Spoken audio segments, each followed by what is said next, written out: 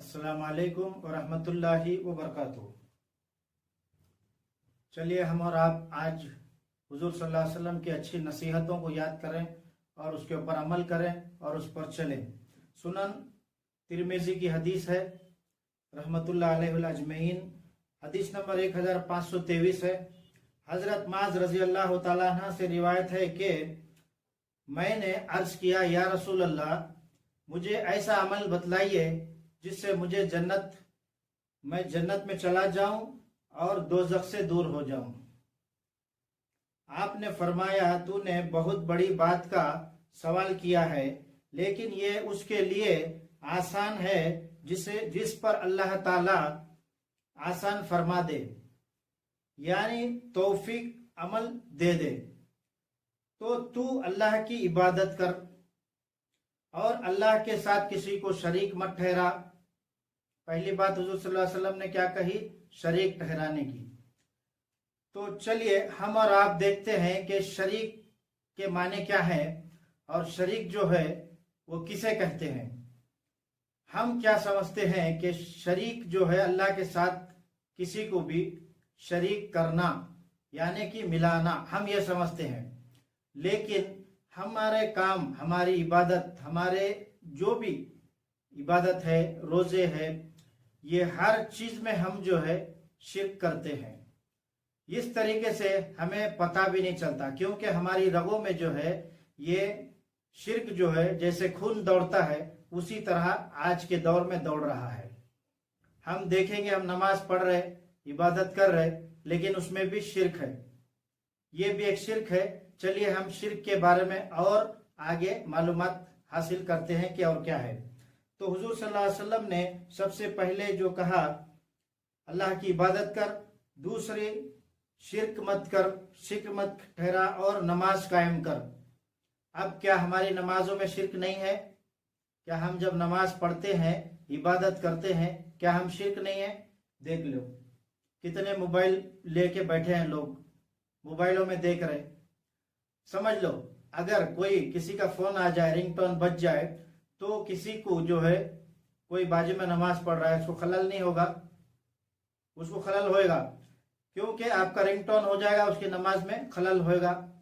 और आपके लिए कुरान है, हर जो है जैसे अंग्रेजी में है, उर्दू में है, अरबी में है, जैसे में चाहिए आपको, जो भाषा में चाहिए आज की तारीख में कुरान है। तमिल हो, कन्नड़ा हो, जो भी हो, हर एक मस्जिद में होता है। तो कुरान उठाकर पढ़ना बहुत जरूरी है। भले तो मोबाइल देख रहे, मोबाइल के अंदर कुरान पढ़ रहे, बराबर है, लेकिन उस टाइम पे रिंगटोन हो जाए, आ जाए, तब क्या होगा? दूसरों की नमाज खराब होगी। और दूसरी बात, हम जब नमाज में जाते हैं तो क्या हमारी नमाज सही है? नमाज में हमारे को कितने ख्याल आते? शैतान पूरे ख्याल लेके आता है, शैतान पूरे ख्याल लेके आता है। जैसे कि हम नमाज में खड़े हुए, इबादत में खड़े हुए, उतने में हमें जो है जो बात नहीं याद आती वो याद आ जाएगी, उसे हम याद करने लग जाएंगे नमाज में। तो क्या हमारी नमाजें जो है उसमें शिर्क नहीं है? वो भी एक तरीके का शिर्क है। ये शिर्क को जो है बढ़ावा देता है। ये छोटे छोटे शिर्क जो है ये ऐसे ही बढ़ते बढ़ते इसको जो है बढ़ावा देते रहते हैं। तो हमें पता भी नहीं चलता कि हम शिर्क कर रहे हैं, लेकिन हम जो है इबादत में, रोजे में, हर चीज में, खैरात में, ज़कात में, हज में, हर वक्त हम जो है शिर्क करते रहते हैं। ये हमें जो है खबर ही नहीं होती है। आइए, हुजूर सल्लल्लाहु अलैहि वसल्लम ने उसके बाद नमाज के बारे में कहा। नमाज के बाद कहा कि ज़कात दो, ज़कात देने के लिए कहा। उसके बाद रमजान के रोजे रखो। अब ज़कात भी हम देते हैं, तो ज़कात में क्या हमें शिर्क नहीं आता? हम सोचते हैं कि भाई हम दे रहे, कभी कुछ हमें हासिल हो जाए, हमारे दिल में वो रहता है, और हम बराबर ढाई हिसाब से निकालते हैं। जैसे ढाई का, जैसे हमारे पास जो भी चीज है तो उसका ढाई हिस्सा निकालना होता है, तो ढाई हिस्सा उसमें निकालते हैं कि इसमें कम करते हैं, इसमें भी शिर्क हो जाता है। उसके बाद आइए, फिर उसके बाद रमजान के रोजे, हुजूर सल्लल्लाहु अलैहि वसल्लम ने कहा रमजान के रोजे रखो। अब रमजान के रोजे में, जब ये अभी रमजान गया है, कितने लोगों ने जो है सही रोजा रखा, सही इबादत की अल्लाह की, सही से जो है झूठ नहीं बोले, गीबत नहीं करे, किसके बारे में नहीं बोले, इस तरीके की बहुत कम। तो इसमें भी एक शिर्क है। तो ये जो शिरके हैं, जो है शिरक जो है, ये छोटे छोटे शिरकों को बढ़ावा देकर ये बड़े को लेकर जाता है, बड़ा शिरक करने के पर मजबूर कर देता है। तो ये सब पूरे शैतानी काम है। शैतान जो है हमें ऐसे सब नमाजों में, इबादतों में और रोजे रखों में शैतान आके भड़काते रहता है। शैतान आकर भड़काकर हमारी जो है इबादतों को, नमाजों को खराब करता है।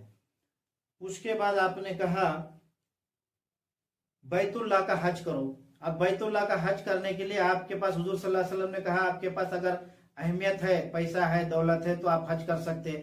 तो हज करना भी चाहिए, जरूरी है। अब हज करने में भी हम जाते हैं हज के लिए, तो हम जाने से पहले इधर जब मालूम हो गया कि मैं हज को जा रहा हूँ, तो लोगों को सबको पता चल जाता है, रिश्तेदारों में, आज उसके उधर दावत, आज उसके उधर दावत, कल उसके उधर दावत, उसके बाद में पार्टी, ये दोस्तों में सभी। उसके बाद उधर जाने के बाद मैं क्या हज सही करता हूँ? सही हज मेरे दिल में क्या है, हज करना है, लेकिन हज करके वहां से मैं जो भी सस्ती चीज है, जो भी सोना है, चांदी है, सस्ती चीज है वो लेता हूँ, कपड़े हो, हर चीज है लेता हूँ। तो इसमें भी सोचो कि हमने सही इबादत की या नहीं की, ये हमें और आपको सोचना चाहिए। आगे चलिए, आगे हुजूर सल्लल्लाहु अलैहि वसल्लम ने फरमाया कि मैं तुझे भलाई के दरवाजे ना बतला दूं, दरवाजे ना बतला दूं भलाई के। फिर हुजूर सल्लल्लाहु अलैहि वसल्लम ने कहा रोजा ढाल है। आप समझ लो, रोजा ढाल यानी कि रोजा जो है, हम जब कब्र में है या हम मुश्किल में है तो रोजा सामने आ जाएगा, ढाल बन जाएगा। हमारे रोजे सही होंगे तो, हमारी इबादतें सही होंगी तो। उसके बाद आपने कहा भलाई के दरवाजे ना बतला दूं, फिर आपने कहा रोजा ढाल है, सदका गुनाहों को बुझा देता है। सदका आप देते हैं तो अगर सही से देते, 2.5 हिस्सा जो है जो सदके का, वो अगर आप बराबर से निकालते हैं हर साल में, तो आप हकदार हैं। तो सदका जो है गुनाहों को बुझा देता है, हुजूर सल्लल्लाहु अलैहि वसल्लम कहते हैं, यानी इसके असर को दूर कर देता है। फिर आपने फरमाया जैसे पानी आग को बुझा देता है। फिर आपने कहा कि रात के पिछले पहर में नमाज पढ़ना, पिछले पहर में यानी कि रात में आधी रात को 2 रकातें या 4 रकातें जो भी है आप पढ़ना चाहिए। कौन सी? तहज्जुद की नमाज। तहज्जुद पढ़ने के लिए आपने फरमाया। तहज्जुद भी हमें जो है, हम देखो, हम सोचो कितने हम जो लोग हैं कि हम तहज्जुद के लिए उठते हैं या हम क्या करते हैं। और अल्लाह ताला ने तहज्जुद जो है पढ़ने वालों को जो है उसकी जो भी, जब वो दुआ करता है तहज्जुद की नमाज पढ़ के, तो उसकी दुआ को कबूल करते हैं अल्लाह ताला। क्योंकि रात के आधे पहर में जो है अल्लाह ताला 7वें आसमान से नीचे आते हैं, एक हदीस है, तो नीचे आते हैं, जो भी मतलब जिसकी भी जरूरत है आप मांग सकते। तो हुजूर सल्लल्लाहु अलैहि वसल्लम का कहना है कि तहज्जुद पढ़ना जरूरी है। फिर आपने जो है ये आयत तलावत की, ये है सूरह सजदा की आयत नंबर 15, ततजाफा जुनूबुहुम अनिल मज़ाजी। आपने तलावत कर फरमाई आयत। उसके बाद में इनके पहलू बिस्तरों से, फिर आपने फरमाया इनके पहलू बिस्तरों से दूर रहते हैं, इनके पहलू बिस्तरों से दूर रहते हैं, यहां तक कि यामलून तक पहुंच गए। फिर आपने फरमाया क्या मैं तुझे दीन का सर, इसका सतून और इसकी कोहान की लंबाई ना बतला दूं? आपने फरमाया, मैंने कहा क्यों नहीं या रसूल अल्लाह, जरूर बतलाइए। आपने फरमाया दीन का सर इस्लाम है, दीन का सर इस्लाम है, इसका सतून नमाज है और इसकी कोहान की बुलंदी जिहाद है। अब कोहान की बुलंदी जिहाद, हम और आप जिहाद को समझते क्या है, ये तो हम और आप जानते हैं कि क्या समझते हैं, लेकिन हुजूर सल्लल्लाहु अलैहि वसल्लम कह रहे हैं कि जो है जिहाद इन सब चीजों की बुलंदी है, जमीन से लेके आसमान तक इसकी बुलंदी क्या है। चलिए हम और आप समझते हैं कि जिहाद क्या है। आयत नंबर 63 सूरह अल इमरान, सूरह अल इमरान आयत नंबर 63, कुल यहलल किताब तालौ इला कलिमतिन सवाइम बैनना व बैनकुम अल्ला नअबुद इल्लल्लाह वला नुश्रिका बिशैयन वला यतखिज़ बाज़ुना बाज़न अरबाबिन मिनल्लाह फ़इन तवल्लौ फ़कुल अशहदु बिअन्ना मुस्लिमून। हुजूर अल्लाह ताला ने फरमाया कि लोगों को बुलाओ अहले किताब की तरफ, उनके साथ अच्छे से बात करो, अच्छे से बहस करो। और एक जगह हुजूर सल्लल्लाहु अलैहि वसल्लम और एक जगह पे अल्लाह ताला ने फरमाया है सूरह जो है सूरह नहल में आयत नंबर 124, उदू इला सबीली रब्बिकल हिकमा व मौइज़तन हसना व जादिलहुम बिल्लती हिय अहसन। उसमें भी अल्लाह ताला ने फरमाया कि लोगों को बुलाओ हुस्नत के साथ, इज्जत के साथ, उनसे अच्छी बहस करो, अच्छी बातें करो। इस्लाम की दावत देने के लिए अल्लाह ताला कह रहे हैं। और कुरान में कई जगह पे कहा है अल्लाह ताला ने कि लोगों को बुलाओ, इस्लाम की तरफ बुलाओ। ये है सबसे बड़ा जिहाद, इसे कहते हैं जिहाद। क्या हम और आप जो है आज सुबह से लेकर शाम तक किसी एक आदमी को दावत दिए इस्लाम की? ये हमें और आपको सोचना है, ये सबसे बड़ा जिहाद है। उसके बाद हुजूर सल्लल्लाहु अलैहि वसल्लम ने फिर फरमाया, क्या मैं तुझे ऐसी बात न बतलाऊं जिस पर इन सब का दारो मदार है? मैंने कहा, क्यों नहीं या रसूल अल्लाह। आपने अपनी जुबान पकड़ी और फरमाया, इसको रोके रखना। आपने अपनी जुबान पकड़ी और कहा, इसे रोके रखना। मैंने अर्ज किया कि हम जुबान के जरिए से जो गुफ्तगू करते हैं इस पर भी हमारी गिरफ्त होगी।